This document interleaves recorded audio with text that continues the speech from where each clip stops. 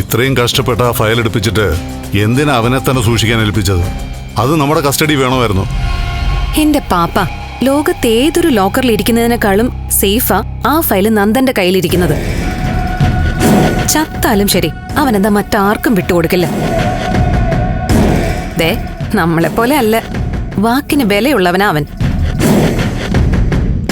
അതുകൊണ്ട് നന്ദികേട് കാണിക്കില്ല.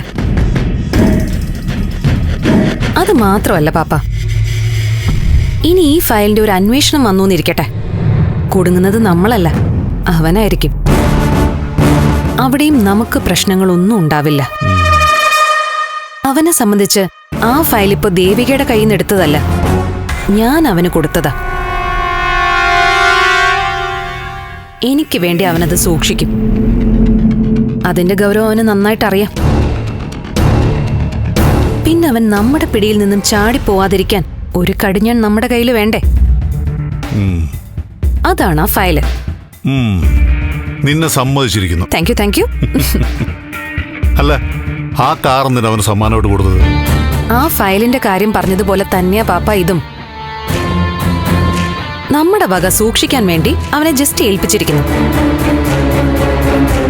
ആ കാർ ഓടുന്നത് നമുക്ക് വേണ്ടി തന്നെയായിരിക്കും. നീ ഒരു പോലീസ് ഓഫീസർ ആവണ്ടായിരുന്നു.